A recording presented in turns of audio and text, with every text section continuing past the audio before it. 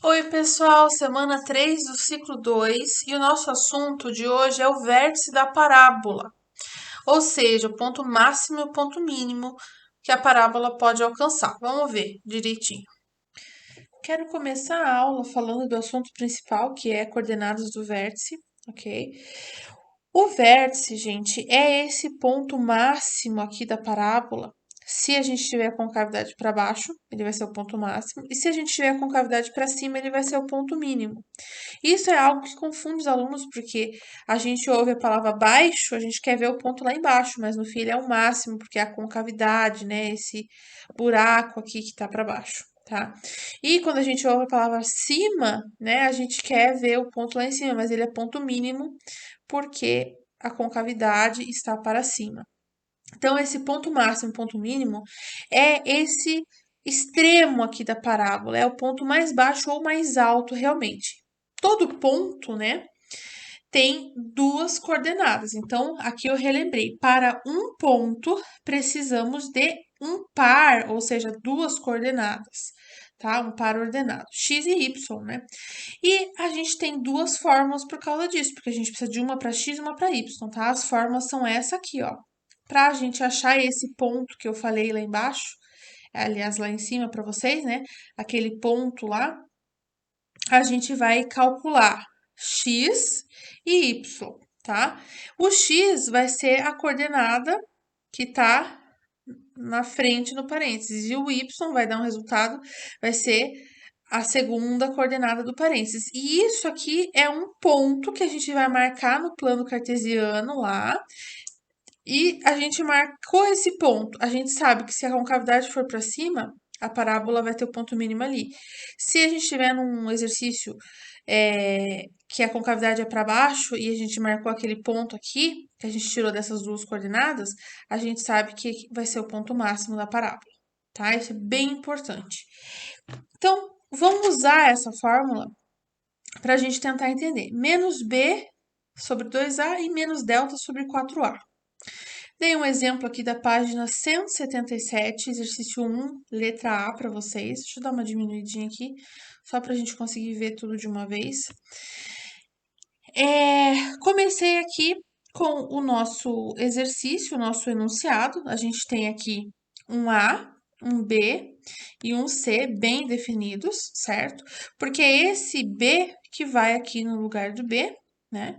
Então, ficou aqui, ó. Lembrando que a nossa fórmula já tem sinal de menos, então ficou menos.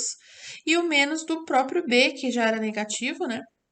E sobre 2A também está aqui substituído, certo? Continuei a conta aqui e cheguei em resultado 1, tá? Então, a minha coordenada do vértice em x, né, é 1, o primeiro número que vai ali, tá?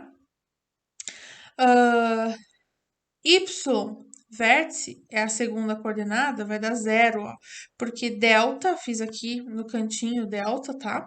Então, deu 0 esse delta. Dando 0, eu coloquei 0 sobre 4a, né, que é 1, e também é 0, obviamente. Tá? Então, tá aqui o meu ponto vértice.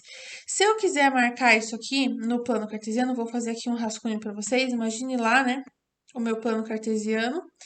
E o meu vértice é 1 e 0. Então, 1 em x e 0 em y vai ficar bem em cima do x, né? A minha parábola tem concavidade para cima ou para baixo? Vamos ver aqui, ó. Se o A é positivo, né, quer dizer que é para cima. Então, eu tenho certeza que a minha parábola vai ser mais ou menos assim, né, gente? Só um rascunho aqui, não é tão pontudo assim uma parábola. Deixa eu até refazer. A gente sabe que vai ser mais ou menos assim, né? Quando a gente tem mais pontos, como eu ensinei na semana passada para vocês, vou refazer novamente. Quando a gente tem mais pontos é mais fácil, mas esse ponto é mínimo, né? Porque a concavidade é para cima nesse caso aí, tá? Então, essa é a primeira parte da aula, que é a principal parte, tá? O principal assunto de hoje é esse. Mas eu quero complementar com algumas coisas que faltaram sobre essa matéria. Eu quero fazer junto com vocês a página. Deixa eu só aumentar aqui um pouquinho para a caneta ficar mais grossa.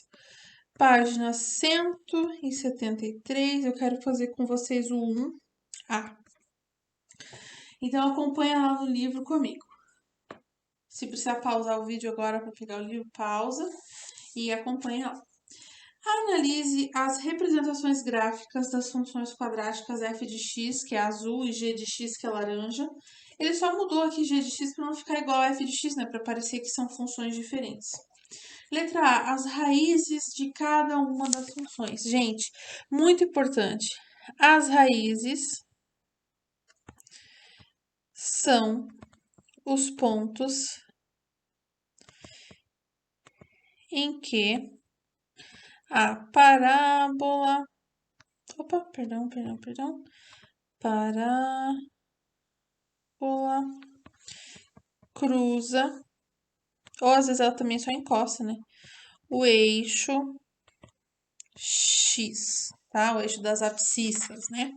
Então, obviamente, da função amarelinha, que eles chamam de laranja, mas no meu livro tá amarelo, né?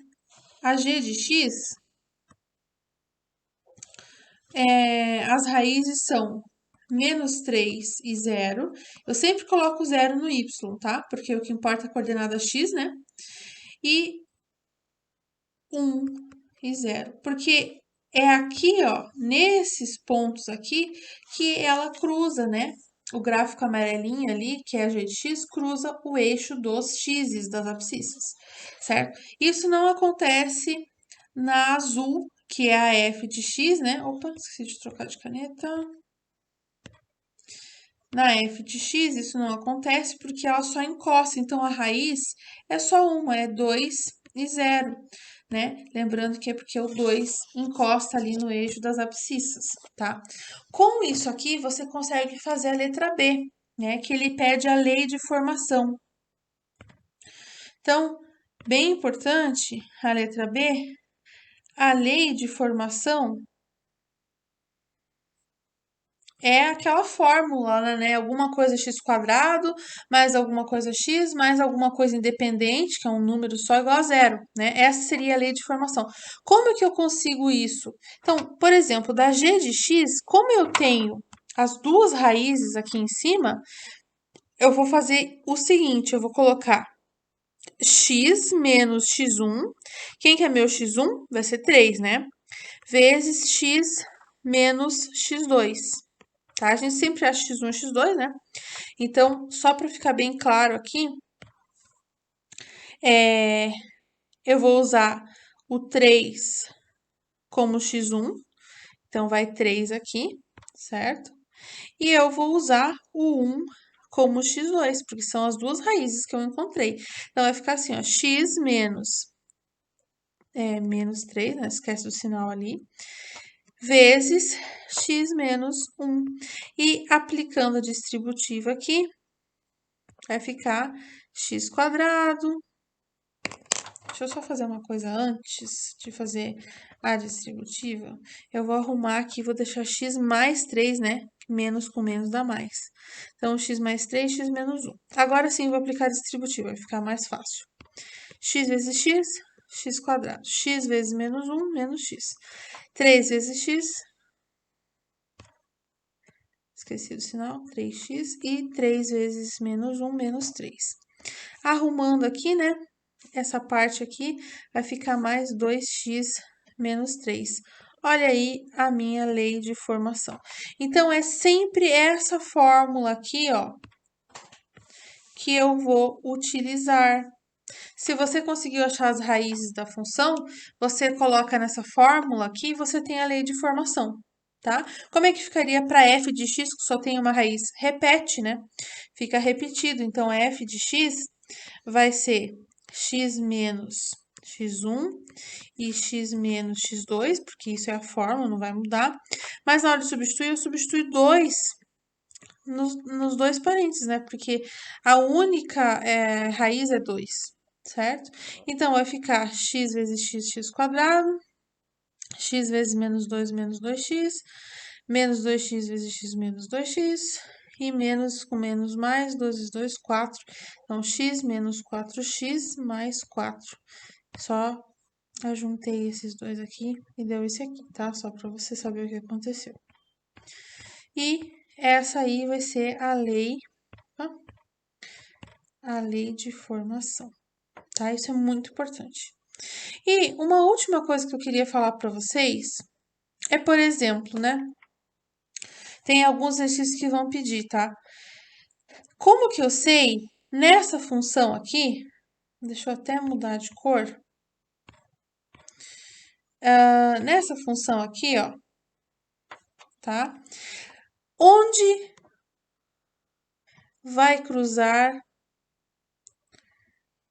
o eixo dos ordenados, né? Que é o y. Onde que vai cruzar? Sempre no C, no ponto que é igual ao coeficiente C, né? Então, é 0 e menos 3, né? Se eu tô falando do y, né, gente, eu vou zerar o x, tá? Para ficar a coordenada y. Então, em 0 e 3 vai cruzar, tá? Então, vai ficar mais ou menos assim, ó.